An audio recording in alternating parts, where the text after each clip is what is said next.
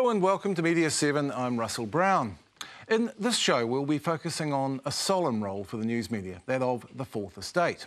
An independent judiciary is a cornerstone of democracy. So who does scrutinise the judges and do they get it right? Jose Barbosa has the background. The judiciary is an elite sect. Its members waft above the rest of us, doling out judgments like Zeus from on high.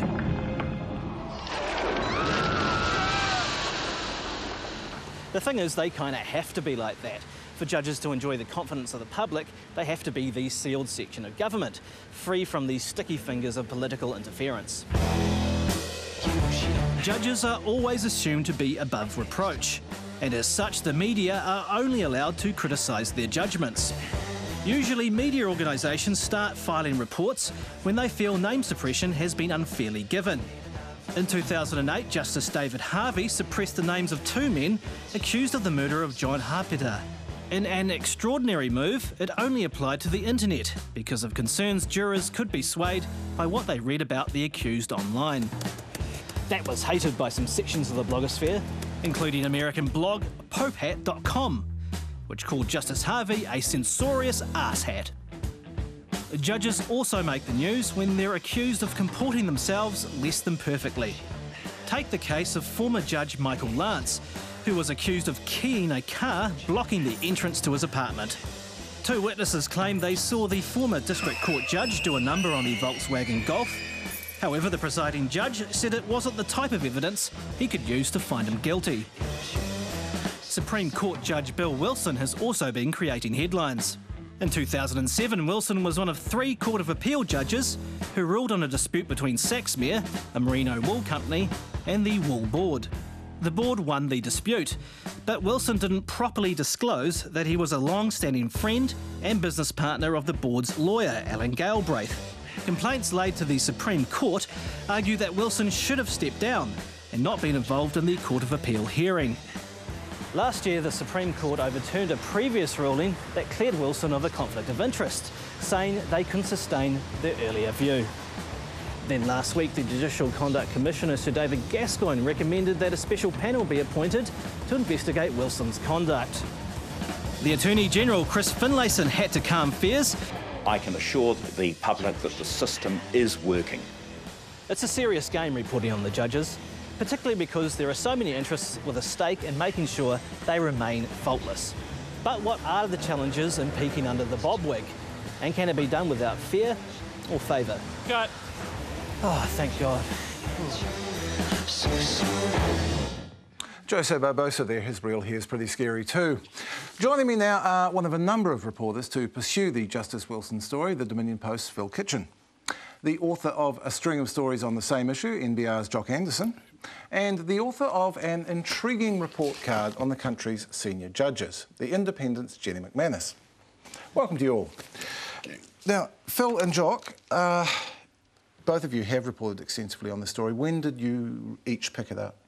Well, I first touched on it, I think from memory, October 2008, when it wasn't specifically about Justice Wilson, it was about the very unusual sacking of the solicitor that was acting for the wool growers that you referred to in the piece that we've just seen. And she was sacked because there were concerns from the Crown that she had a perceived conflict of interest. Then we started touching on Justice Wilson. Well, we touched on that in that story, and then Nikki Hager's original breaking of the story had piqued my interest, and we followed on from that. When did you get involved, John? Well, I got involved quite late in the piece when I rejoined NBR in August because the story had been taken up earlier by my colleague Liam Baldwin, and he's basically driven the story, and I've assisted him as best as I can, and we've enjoyed joint bylines so that if one of us ever gets done and ends up in jail, we'll be sharing a cell. So how many stories has NBR published on this? NBR's published, at last count, something like about 90 stories on this. Many of them have been behind the firewall in our online subscriber edition, and we have done everything basically but call for Bill Wilson's head on a platter, really. And we've really, I think we've very restrained. We've had a very restrained approach, and I don't think we've scandalised anyone, but we've made it pretty clear that the conduct is unacceptable. Phil, how much of this story has been driven by Peter Radford, the aggrieved party in the original appeal court decision? Well, without revealing sources, but clearly there's been information has been coming out from Radford or his associates. And let's not lose sight of that. I mean, he is at the heart of this story. This is a farmer, a very successful marketer, somebody who showed the Wool Board how to actually do their job, who is looking for justice. And they are still, in spite of all of the ins and outs and turns of this story, 3 years on from when they appeared at the Court of Appeal, they're back to where they started now. And that is as a result of Justice Wilson's repeated refusal to, or his behaviour in not seeming to understand that he needed to make a full and proper disclosure. He didn't do it right at the start when he was sitting on the Court of Appeal. He then had an opportunity after that. He didn't do it then. Then it went to his own court. He didn't do it then. Then he gave an assurance to the Chief Justice. He didn't do it then. Then it went back to the Supreme Court and he didn't do it then. And then the Supreme Court finally asked him for more information, and it was at that point, some 2 years after he had the opportunity to do it, it was at that point that finally we learned that he was indebted to Alan Galbraith. It might be seen, though, that this has all come out as a result of the process. I mean, you guys have been writing stories. It might be seen that the investigation has been done on the judicial level. If you guys had just had sat back and watched it happen, what would have happened? Would the story have come out? I think the story would have still come out, but I think it would have been probably dealt with in a much more restrained and old boyish type of a way. I think if you keep going on about something, I think we're on a winner on this story. This judge was clearly wrong. I agree with everything that Phil said. He was clearly wrong. It was not rocket science. It was a mistake. It wasn't a mistake. I think an action of a senior judicial officer that should never ever occurred.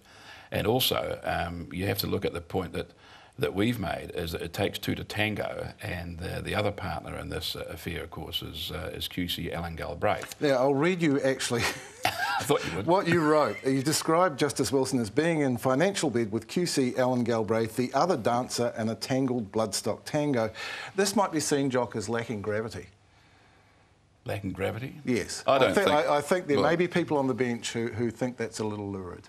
I have no doubt that there are people on the bench who think it's extremely lurid and would prefer to have us all horsewhipped, as some of us should be, and hot pokered up and down Queen Street. But the fact remains that we are writing about and commenting about something that has never occurred in New Zealand history, I think since about 1870-something or other. And this is a first. It's something that we were told, I'd have to say, by the previous government, who of course appointed Bill Wilson, when they set up the Supreme Court, that this will never happen in New Zealand because we've got a wonderful system here and we don't need the Privy Council. We've got these wonderful, honourable folk who are going to be judges and you have nothing to fear. That's at the core of it. I mean, it's this cosy, exactly. It's the cosy club.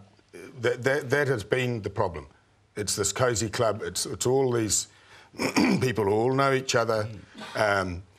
And there's been a complete, there were so many opportunities for this to have been sorted out. I've absolutely no doubts at all that Bill Wilson is a thoroughly decent man, a good common sense judge, but his judgment and his common sense in this case have departed him. He had that many opportunities. Jenny, what do you make of it? Because you haven't personally reported on this story. No. Is it a matter of misconduct or the perception of misconduct? I think it is more about the perception, but that can be just as damning as actual. And it's not misconduct, it's bias, and it's the perception of bias and it's apparent bias, which you get, or you can get, when you've got a situation where the judge has a personal knowledge of one of the witnesses or one of the counsel.